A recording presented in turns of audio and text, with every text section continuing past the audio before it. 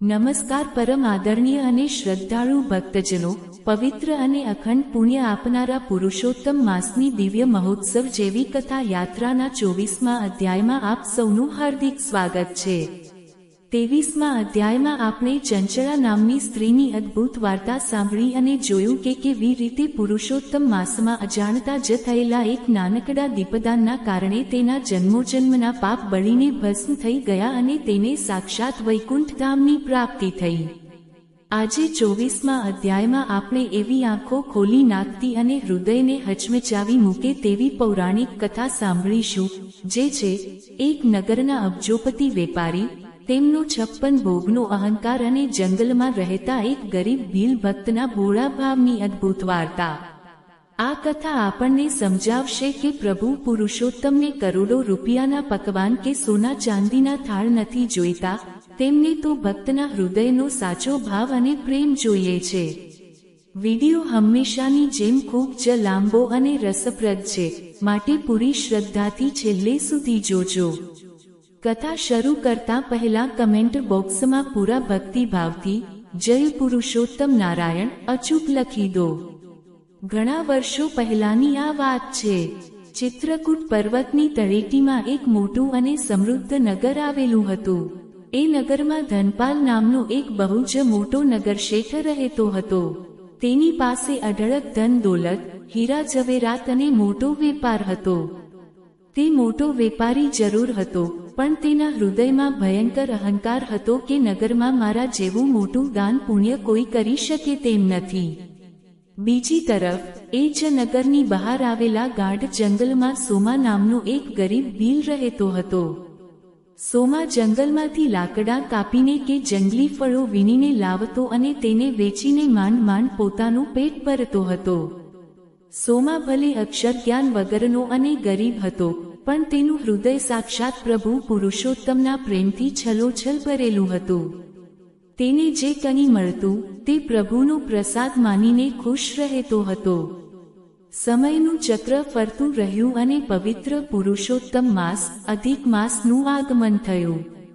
આખા નગરમાં ભક્તિનો માહોલ જામ્યો।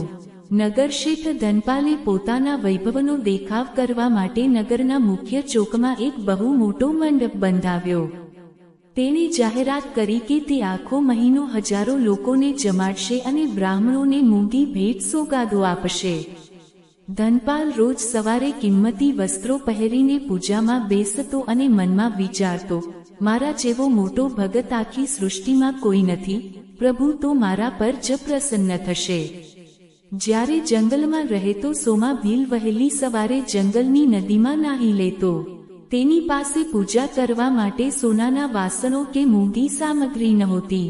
તે માટીમાંથી પ્રભુ પુરુષોત્તમની સુંદર મૂર્તિ બનાવતો, જંગલના જંગલી ફૂલો અર્પણ કરતો અને આખો દિવસ લાકડા કાપતી વખતે પણ મુખમાંથી હરિનામનું અખંડ સ્મરણ કરતો હતો। જોતજોતામાં પવિત્ર મહિનાના 23 દિવસ વીતી ગયા અને 24મો દિવસ આવ્યો। નગરશેઠ ધનપાલે આજે પ્રભુ પુરુષોત્તમ માટે 56 ભોગ 56 પ્રકારના પકવાનનું આયોજન કર્યું હતું। સોનાના થાળમાં કાજુ કતરી, ઘેવર, મલાઈ રબડી અને જાતજાતની મીઠાઈઓ સજાવવામાં આવી હતી। આખું નગર આ વૈભવ જોઈને અંજાઈ ગયું હતું। ધનપાલ ગર્વથી ઊભો થયો અને પ્રભુની મૂર્તિ સામે થાળ ધરીને મનમાં બોલ્યો, હે ભગવાન, જુઓ, મેં તમારા માટે કેવો રાજભોગ તૈયાર કર્યો છે। હવે તો તમારે મારી સામે પ્રગટ થવું જ પડશે।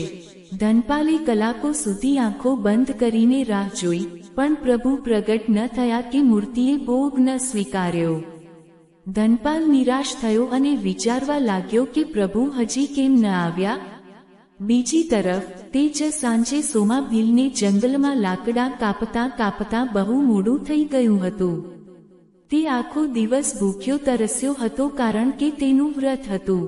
સાંજે જ્યારે તે પોતાની ઝૂંપડીએ પાછો આવ્યો, ત્યારે તેની પાસે ભગવાનને ધરવા માટે અન્નનો એક દાણો પણ નહોતો। તેણે આજુબાજુ જોયું તો તેને જંગલના એક ઝાડ પરથી વીણેલા થોડા સૂકા અને ખાટા મીઠા બોર મળ્યા। સોમાની આંખોમાંથી આંસુ વહી રહ્યા હતા।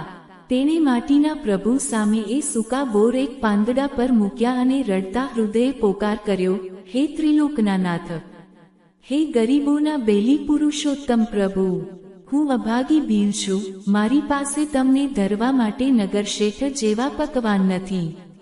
મારી પાસે તો બસ આ જંગલના અડધા સૂકા બોર જ છે. પણ પ્રભુ, આમાં મારો સાચો પ્રેમ છે, કૃપા કરીને આ ગરીબના બોર સ્વીકારી લો ભગવાન. નહીં તો હું પણ આજે અન્ન જળ ગ્રહણ નહીં કરું. ભક્તની આવી સાચી અને નિસ્વાર્થ પોકાર સાંભળીને વૈકુંઠ ધામમાં શેષનાગ પર બિરાજમાન સાક્ષાત ભગવાન પુરુષોત્તમ નારાયણનું આસન ડોલવા લાગ્યું. પ્રભુ ધનપાલના 56 ભોગ છોડીને સોમાભીલના પ્રેમની સુગંધ પાછળ દોડ્યા. અચાનક સોમાની ગરીબ ઝૂંપડીમાં એક અલૌકિક, કરોડો સૂર્ય જેવો તેજસ્વી પ્રકાશ ફેલાયો.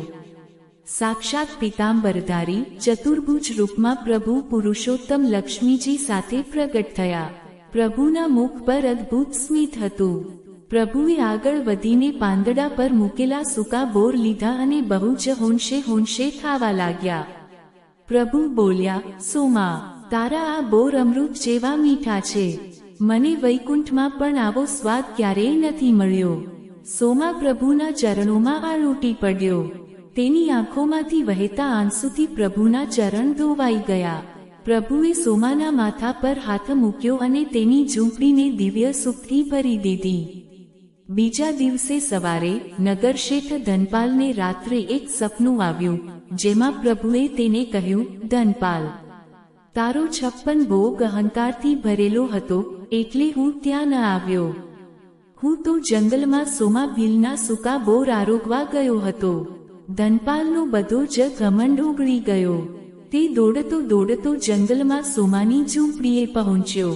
ત્યાં જઈને તેણે જોયું કે સોમા પ્રભુની ભક્તિમાં લીન હતો અને તેની ઝૂંપડીમાંથી દિવ્ય સુગંધ આવી રહી હતી.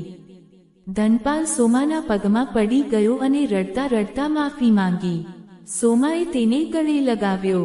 ધનપાલ સમજી ગયો કે પ્રભુના દરબારમાં પૈસાનું કોઈ મૂલ્ય નથી, ત્યાં તો માત્ર પ્રેમ જ સર્વોપરી છે. ભક્તજનો, પુરુષોત્તમ માસનો આ 24મો અધ્યાય આપણને એ જ મોટો બોધ આપે છે કે ભગવાન ભાવના ભૂખ્યા છે, વૈભવના નહીં. તમે પ્રભુને એક નાનકડું તુલસીનું પાન કે એક ગ્લાસ પાણી પણ જો સાચા હૃદયથી અર્પણ કરશો તો ભગવાન તેનો સ્વીકાર કરશે.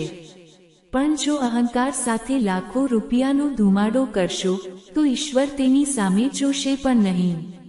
ભક્તિમાં હંમેશા નમ્રતા હોવી જોઈએ.